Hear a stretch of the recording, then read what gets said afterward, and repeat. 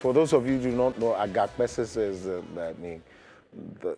rock of ages, I guess. That's what it's called, I guess. But of course, welcome back to the show. This is Wake Up Africa. We're excited that, as always, you can make some time to watch us wherever you're watching us, in the banking hall, on the phone, on the go, in the house. Just send us a message. We're streaming live on YouTube, on X, and of course on Instagram, and of course on Facebook. So drop a message. I'll be glad to share your comments, your thoughts, your submissions, even your questions with the guest, and of course with the world.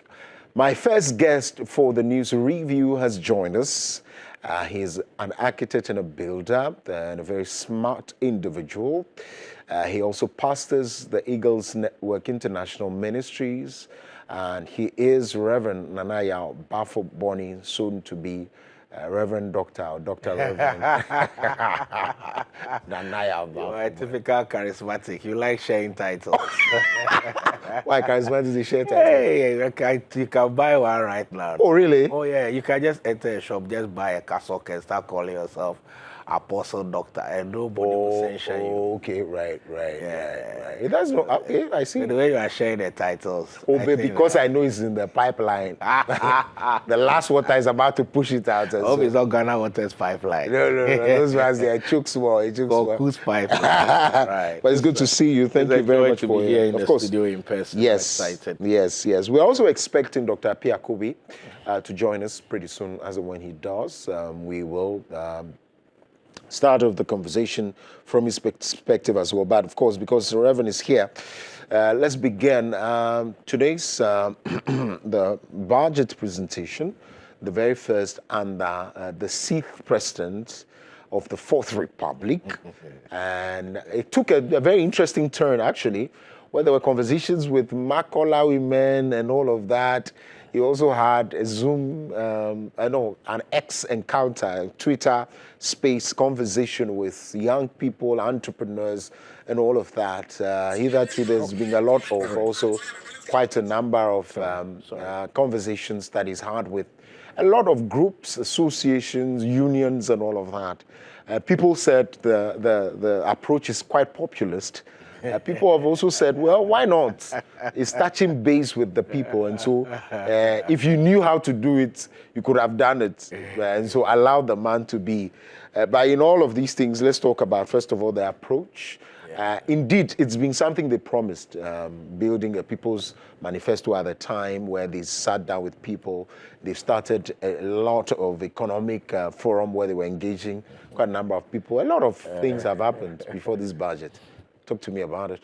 Yeah, well, that's interesting. I mean, obviously it has its own populist undertones, but if we will avert our minds back to our history, you will realize that this is not the first time that such a level of engagement has happened.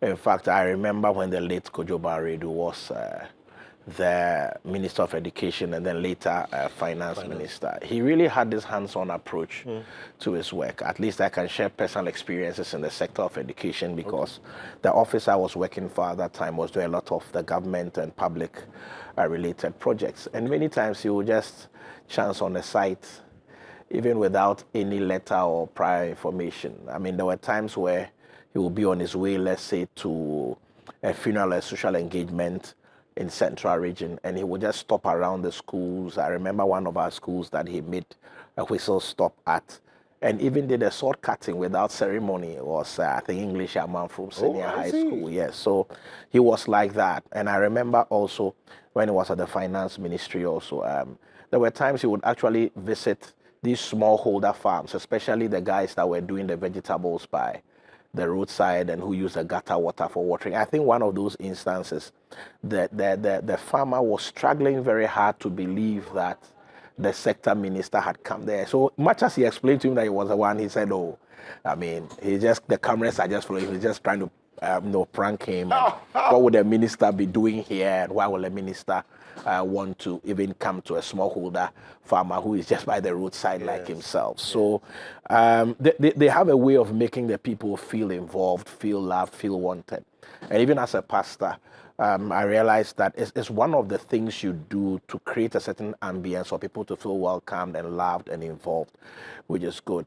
However, I believe that our governments over the years have lost that trust, of the people. And some of these things are just seen as mere window dressing, really, other than anything else, because oftentimes these people's views are not reflected even in the budget. So I realize what we seem to do is that we seem to be listening, we seem to be engaging so that the people have us in their good books. But then ultimately, when push comes to shove, we realize that their issues have not really been carried on board. If you watch carefully, our immediate past president did a lot of social engagement when he was campaigning toward the 2016 election. And he said the topical issue was many families couldn't take their children to secondary school because after JHS, they were terminating. So there was even a debate from Pakwesindium's suggestion, Dr. Pakwesindium, that even the BEC should be terminated and JHS should continue straight to SHS. I think out of that idea is what the government borrowed, and then this free SHS thing became a thing. But when these same people started to complain that feeding is a problem, there's overpopulation, you should see the posturing of the government. So you see again that a populist approach was used to sell an idea, but when those same people wanted to make feedback input into that idea, they were like, man, shut up, man, you are disturbing our politics. And so I can understand when people come from that place. However, I commend the minister greatly for making that effort and taking governance to the doorstep of the people. But beyond that, and for me, I see the gravitas of it even in our economic dialogues that we are having. We are not in economic dialogues we are having. I don't see any of these Makola people and any of these guys even being called to be participants. Like I was expecting to see some of the market queens there to also share their thoughts, and some of these student leaders to also share. They've been sidelined in the place where policy and the real decision is being made, and then in the facade of window dressing of social engagements, they've been put in there. So I think that going forward, the Dr. Atu Cassiel Forson, I believe, can do much better. And I'm looking forward to seeing these uses reflected in the budget. Absolutely. We're looking forward to that. We'll come back and talk also about the issues of what the expectations are largely. But of course, just as you were seeing on the screen, that was Dr. Cassiel Atu Forson with his engagement with the market women and traders of some very notable markets around town. He didn't do regional, I guess. So you can see. Also speaking to, is that a jewelry shop? Yes, I guess. And also had conversations via X and all of that.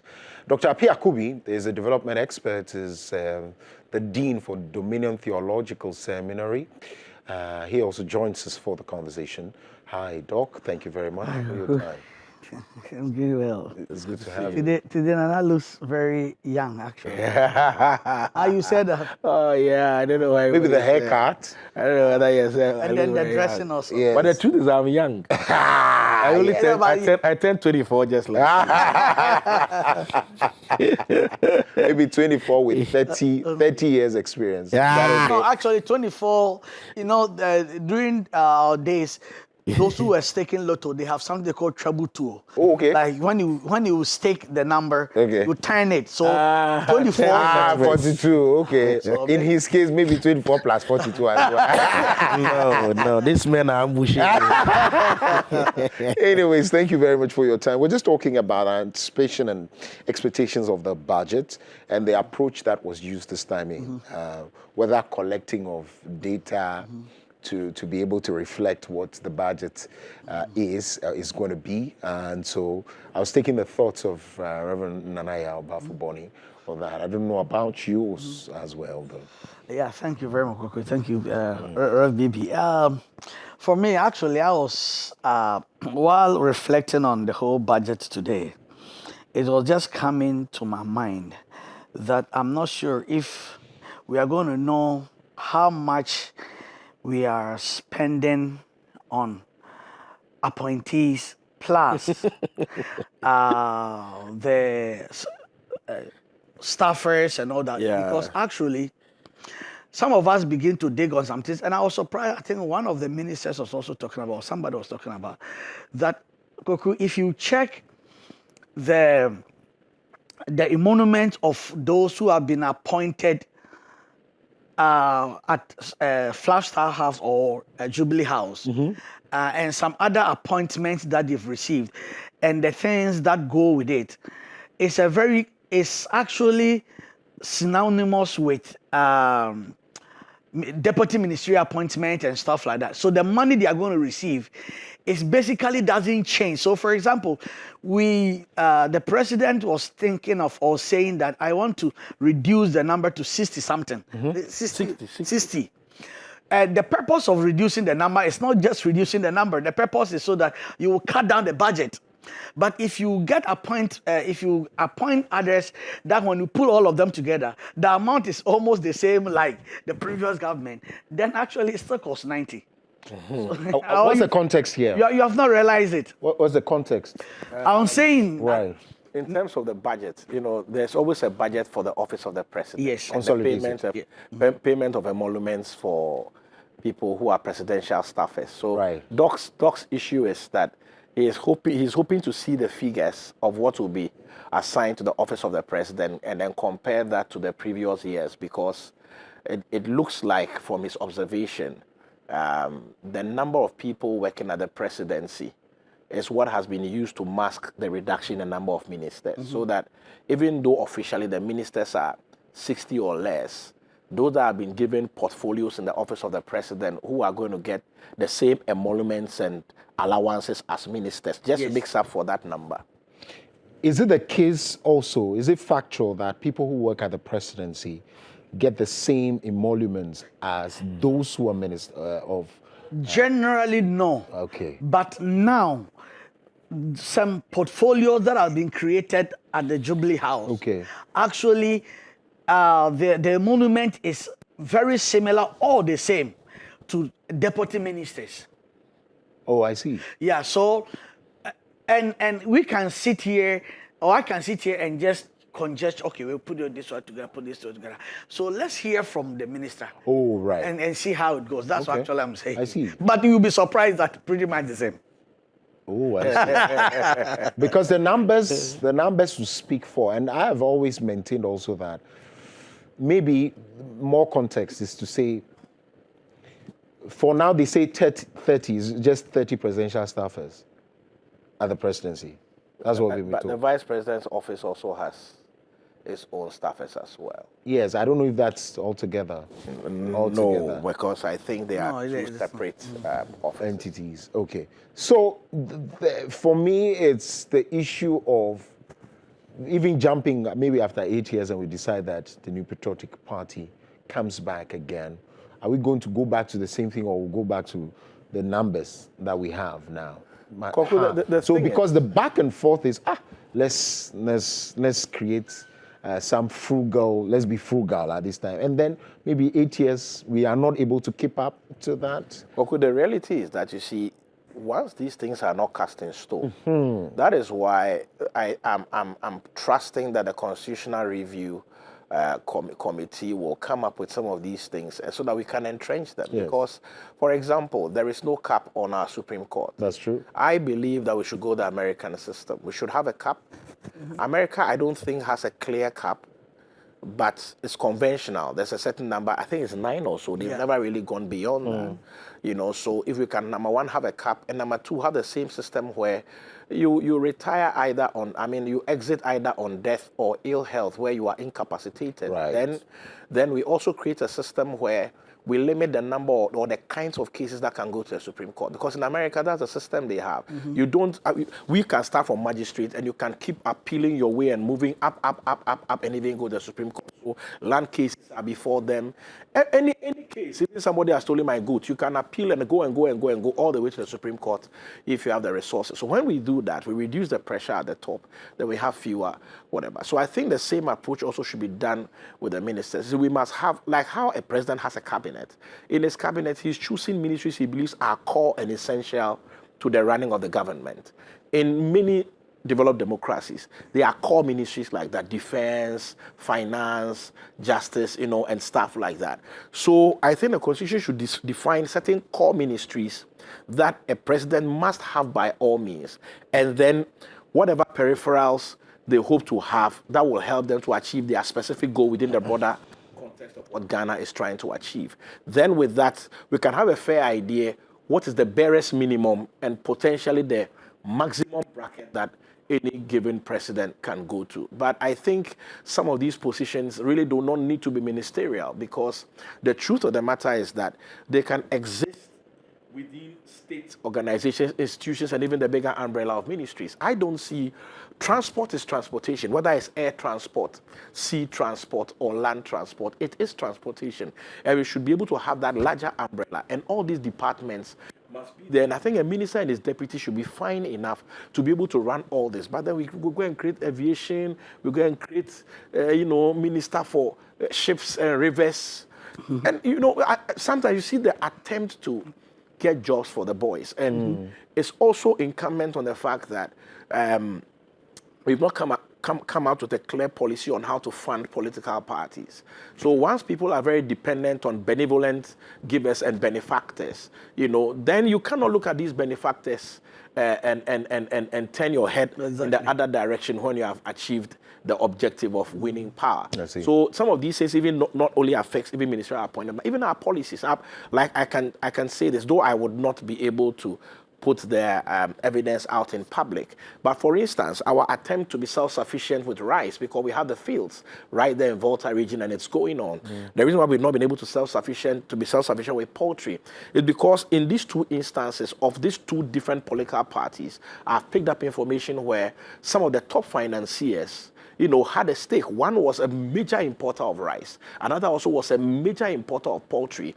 And even I'm told that there was a policy that was being moved by a trade minister to try and control the importation that the minister has to sign off, if you remember. And that one of these persons was actually going to be made the sole person in charge of all poultry that was going to come into the country. Wow. Yes. So you see that the desire to reward and all that is very strong. So I think that if we can, our constitution review thing can be very clear in defining how parties are funded. Should it be state-run and all that, and state sponsorship? If you're not going to do state sponsorship, and you're going to raise sponsorship, and it's coming from industry players, we must see very clearly the kind of contracts. It's happening in America, where people are vetted and we get to know who is funding who.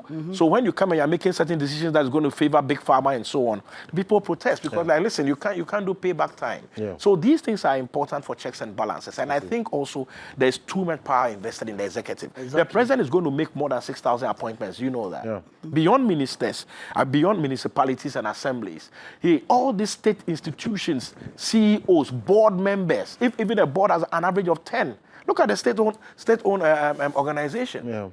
Ghana Gas, MPA, Public Procurement Authority, come on, GNPC, all these boards is going to name.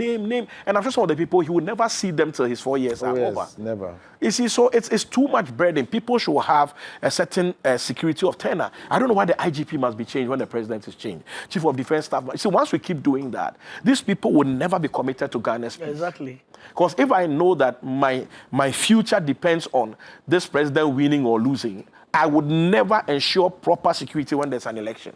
If I have to join to rig to secure my place, I'm going to do that. I see.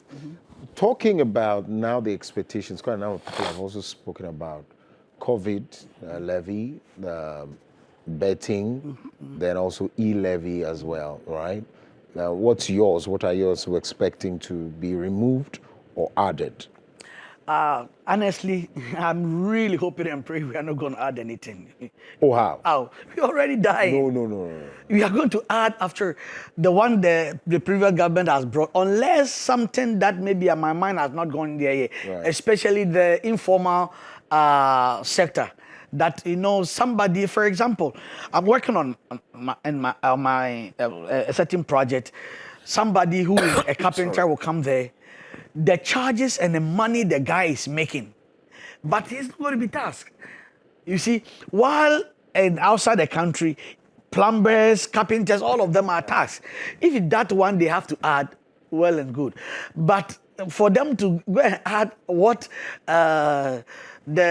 his Excellency Nana Akufo-Addo did to us, we're already dying. Please, they shouldn't come and kill us. We're already dead, actually. They shouldn't come and put us in.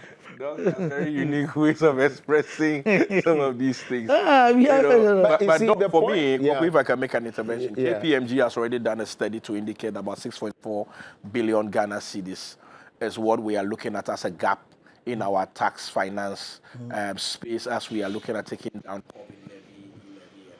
other taxes the president has promised to do. So once he takes it down, there'll be 6.4 billion. Exactly. gap. And mind you, once we are under this IMF program, I'm sure when IMF came here, the meeting was very clear. This is the gaping hole we are seeing. How are you going to augment and make up for it? Because they are not for the Christmas.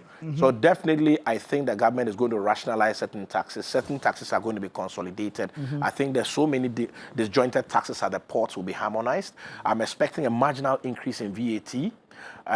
Because, you know, the way it is calculated, the operator's calculation, we were paying almost 22%, even though people thought it was 18.5, because there's a component that is done, then you get a cumulative figure before there's another application.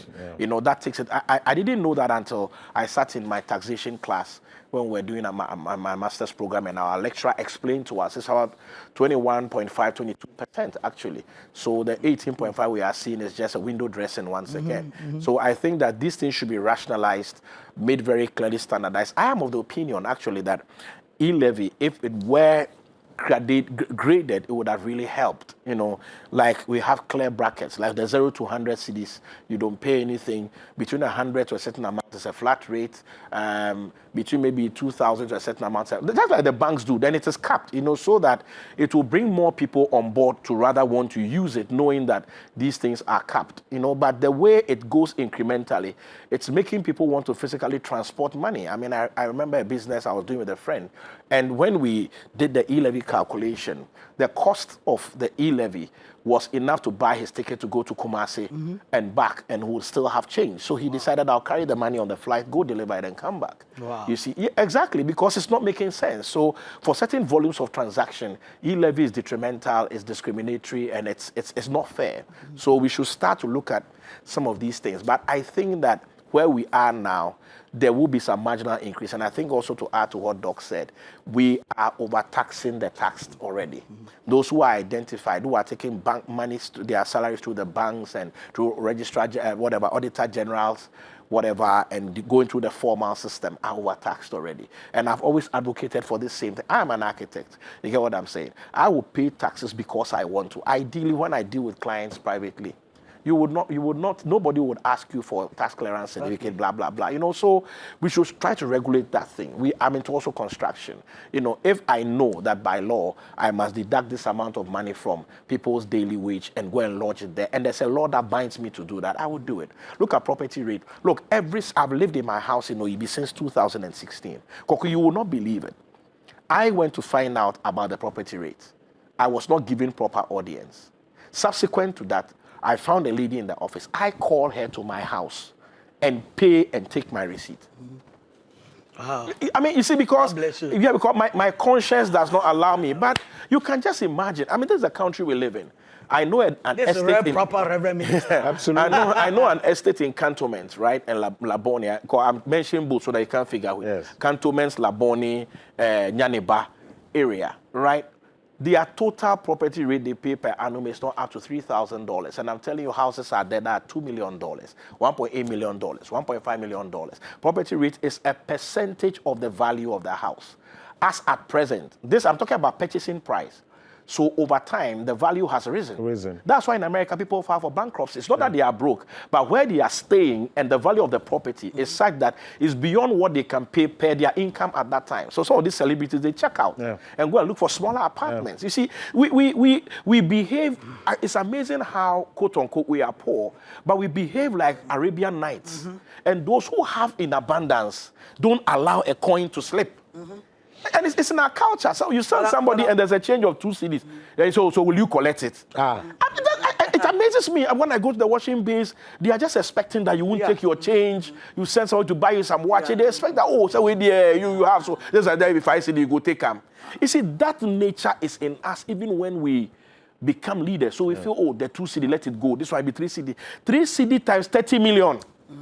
I'm actually really hoping at least for e-levy they will take it out.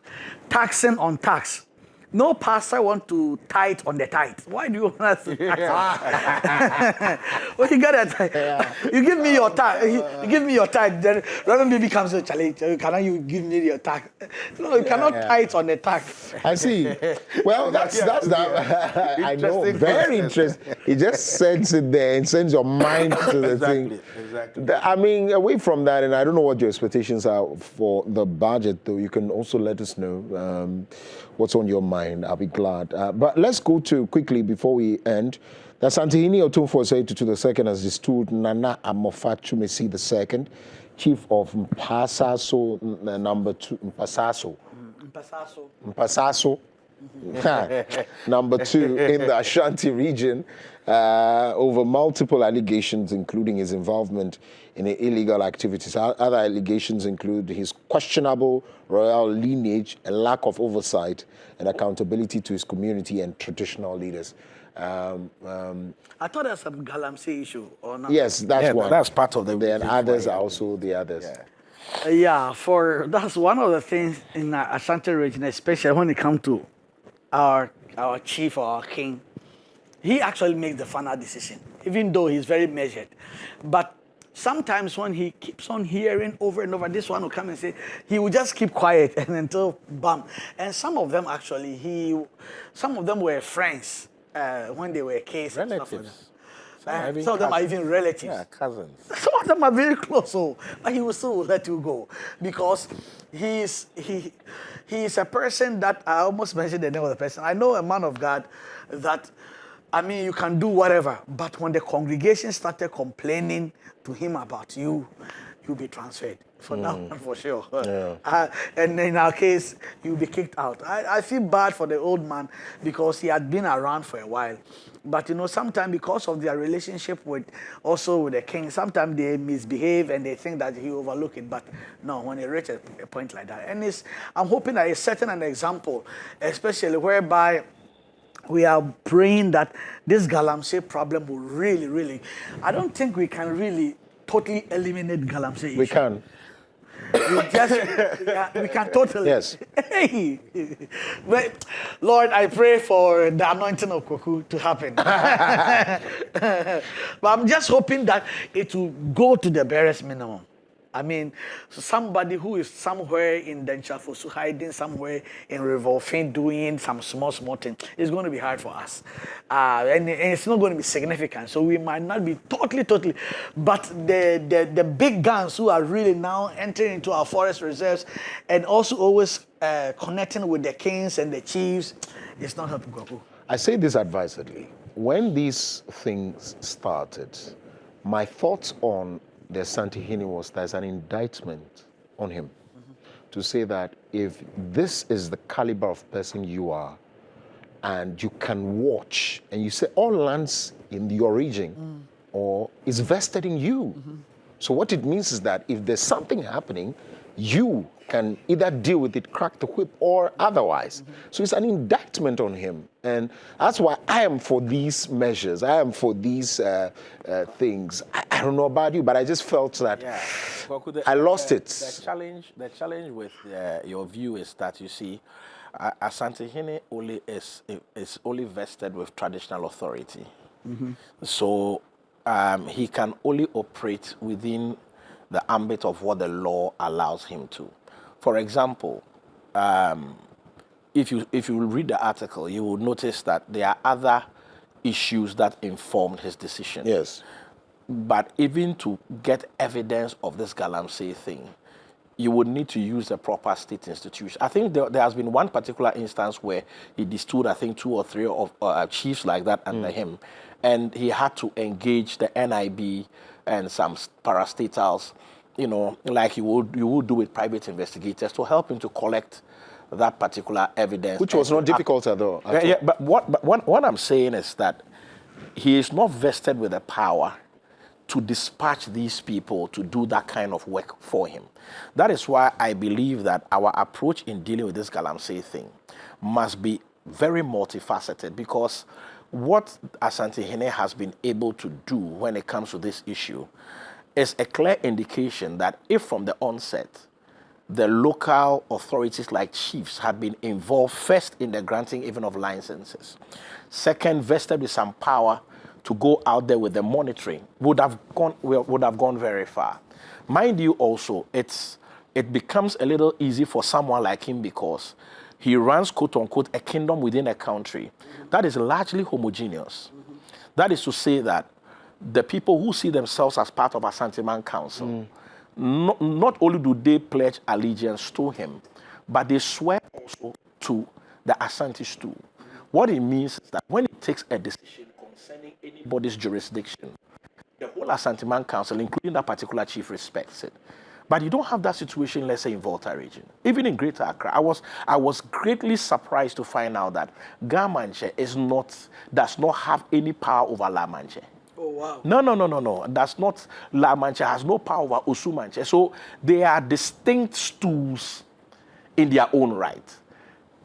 It's the same you see in Volta region. I don't think that Togwesri can instruct Afede on what to do, for instance. You get it? So that those splinters. So Ashanti has a very unique and peculiar opportunity. But that is why also I guess that there's a provision, just as the regional House of Chiefs are there, where there is a precedent of that. So I'm saying that Like as for much as you are calling for the government to work. Like, for example, the stooling of this chief Yes. will not stop the galamsey that he was involved in. I sense it's a very strong one. But it will not stop it because... it can. No. You see, because if he has a concession and he has boys that are working, if the state apparatus does not move in to stop those boys, it's only his position as a chief that has been taken away from him. His equipments are still there. His boys are still there. Whoever is protecting his concession for him to keep working are still there. And nothing is shifting. You understand? That's what I'm saying. That's what I'm saying. That there is a limit. You see, if, for instance, these chiefs are being given the power to work with the task forces, like I just saw an article, Which is the case. No. It's not. Like, for example, you will see an article this morning that some forests have been raided by the military. Yes. It was not done with any chief's intervention. No, what I'm saying is that if that defense minister, Right. you get what I'm saying, is working with the chiefs on the ground, we have heard ABCD is going on in our territory. Our citizens have told us it's located ABCD here. You see, because we need a concerted effort. The state is acting independently. The local assemblies, MMDCs, are also acting independently. Oh, that's not the case. It is the case, Kwaku. That is why Doc said that we can't eliminate it. Let me give you an example. Somebody is a teacher and he's a pedophile. Right. The school will kick the guy out of the as school. a teacher. Right. But if the state but if the state doesn't prosecute him, he will go on defiling other children. Okay, so also the school has every opportunity to, through the Parent Teachers Association, to call the parents, also urge them to go and make a complaint at the police and all of that. Yes. So I'm saying that the systems are there. So the king... It is the commitment. So I'm saying that when they went around and claiming, especially from the Ashanti regional minister, claiming that they have now taken over 2 forest reserves from the illegal miners. It was in consultation, it was done with the chiefs on his side. It was done with the regional security on his side. I like the word in consultation. It's always there. In consultation, it's never been the case. Oh, how?